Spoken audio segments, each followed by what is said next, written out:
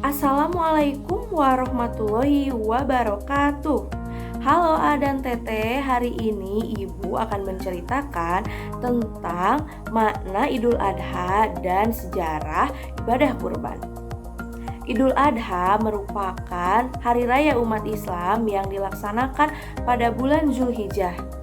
Pada bulan Zulhijjah, umat Islam melaksanakan beberapa rangkaian ibadah, diantaranya seperti ibadah haji dan menyembelih hewan kurban.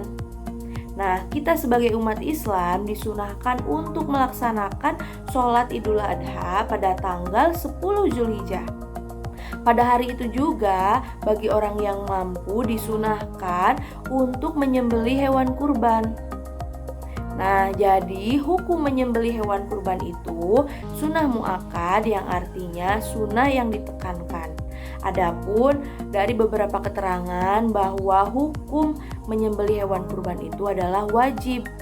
Nah, A dan Teteh tahu tidak bagaimana sejarah pertama kalinya kita umat Islam diwajibkan ataupun diperintahkan untuk menyembelih hewan kurban? Allahu Akbar, Allahu Akbar, Allahu Akbar, La ilaha illallah, Allahu Akbar, Allahu Akbar, walillahil hamd.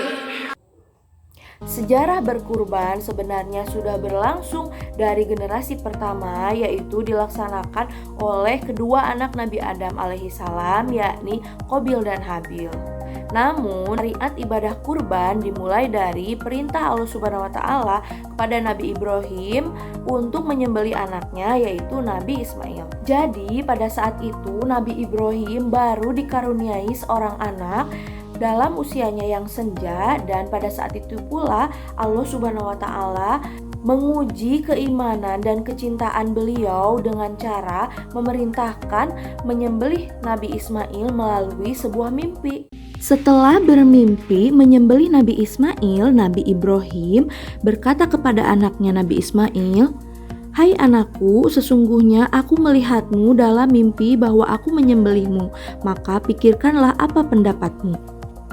Nabi Ismail yang masih dalam masa pertumbuhan tersebut berpikir dengan tenang sampai mengangkat wajahnya dan menjawab, "Hai Bapakku, kerjakanlah apa yang diperintahkan kepadamu, insya Allah kamu akan mendapatiku termasuk orang-orang yang sabar." Setelah mendengar jawaban dari anaknya Ismail, maka Nabi Ibrahim pun memutuskan untuk menyembelih Nabi Ismail. Sebelum peristiwa penyembelihan dimulai, Nabi Ismail meminta beberapa permohonan kepada ayahnya. Yang pertama, ia meminta agar ayahnya mengikatnya dengan kuat agar dirinya tidak bergerak dan tidak merepotkan Nabi Ibrahim. Yang kedua, Nabi Ismail juga meminta agar Nabi Ibrahim menanggalkan pakaiannya supaya tidak terkena darah dari Nabi Ismail. Permintaan yang ketiga, Nabi Ismail juga meminta kepada Nabi Ibrahim untuk mentajamkan parang agar mempercepat proses penyembelihan. Dan permintaan yang terakhir, Nabi Ismail meminta ayahnya untuk memberikan pakaiannya kepada sang ibu agar dapat menghiburnya dari kesedihan. Sang ayah pun Nabi Ibrahim mengabulkan semua permintaan anaknya, kemudian memeluk dan mencium kedua pipi Nabi Ismail. Sambil memegang parang di tangannya, Nabi Ibrahim akhirnya memejamkan matanya yang masih digenangi oleh air mata dan mulai menyembelih Nabi Ismail.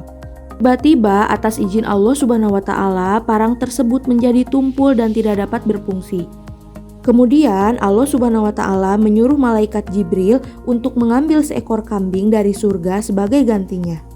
Allah Subhanahu wa Ta'ala pun berfirman, "Hai Ibrahim, sesungguhnya kamu telah membenarkan mimpi itu. Sesungguhnya demikianlah kami memberi balasan kepada orang-orang yang berbuat baik. Sesungguhnya ini benar-benar suatu ujian yang nyata, dan kami tebus anak itu dengan seekor sembelihan yang besar."